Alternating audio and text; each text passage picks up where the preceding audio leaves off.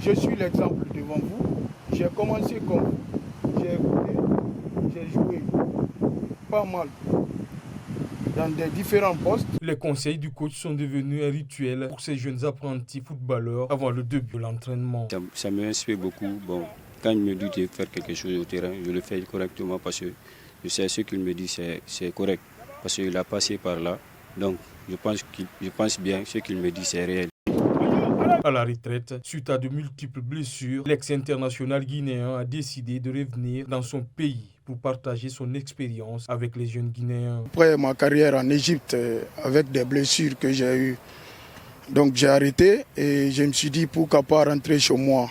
Essayer aussi de donner à la jeunesse guinéenne ce que j'ai appris dans ma carrière footballistique. Poussé par une forte ambition d'aider les jeunes Guinéens issus de tous les milieux sociaux de bénéficier d'une formation de haut niveau, le fondateur de l'académie veut ainsi leur donner la chance de bien préparer leur vie professionnelle. C'est important que les jeunes de 6 à 8 ans commencent déjà à avoir des notions de base dès à cet âge.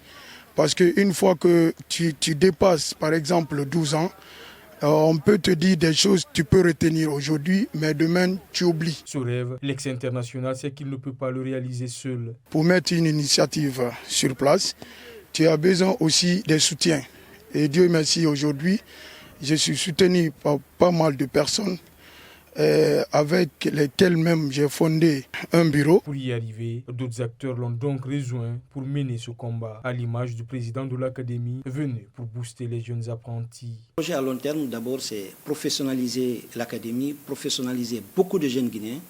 Mais à court terme, il faut reconnaître que nous avons des difficultés. Donc c'est en fonction de ces difficultés et de ces moyens, il faut quand même projeter.